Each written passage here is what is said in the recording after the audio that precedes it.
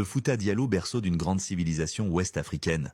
Le Fouta Diallo est l'une des plus anciennes civilisations de l'Afrique de l'Ouest, située principalement dans l'actuelle République de Guinée et une partie au Sénégal, Sierra Leone, ainsi de suite. Cette région montagneuse et verdoyante est au cœur de l'histoire des Fulbe, un peuple pasteur d'éleveurs et agriculteurs qui a marqué profondément la culture, la religion et la géopolitique ouest-africaine. Le mot Fulbed désigne ce peuple au pluriel, tandis que Pulo est utilisé pour désigner un individu, une civilisation ancienne bâtie sur la pierre.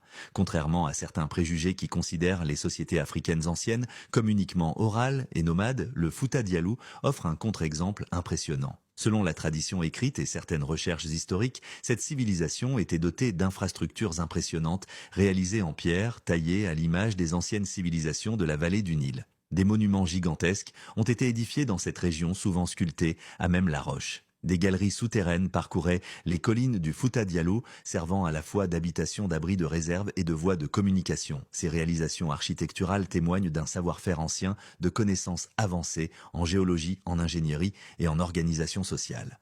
Certains comparent à juste titre la complexité et l'ambition de ces structures à celles de l'Égypte antique, une expansion sur l'Afrique de l'Ouest.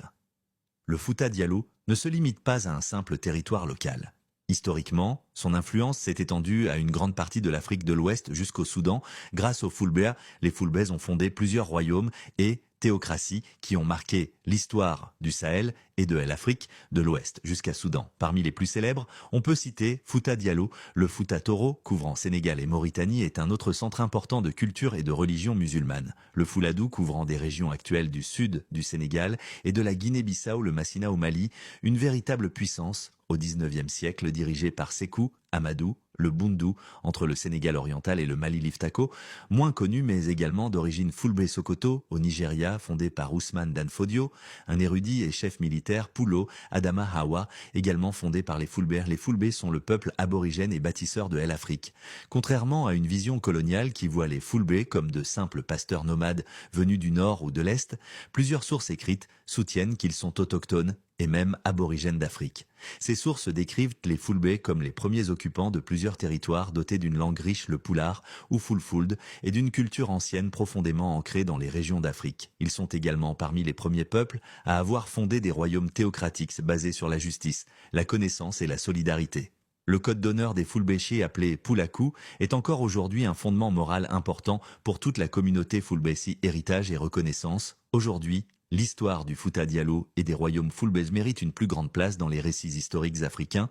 Le génie architectural, l'organisation sociale, les systèmes éducatifs islamiques anciens, tels que les écoles coraniques et les centres d'enseignement dans les villages, et l'impact politique de ces royaumes montrent que l'Afrique a produit des civilisations puissantes et sophistiquées bien avant la colonisation européenne. La mémoire du Fouta Diallo continue de vivre à travers ses descendants, sa langue, ses coutumes et son patrimoine. Elle mérite d'être étudiée, protégée et célébrée à sa juste valeur. On diarama, Fulbe Pullo, Fulbe.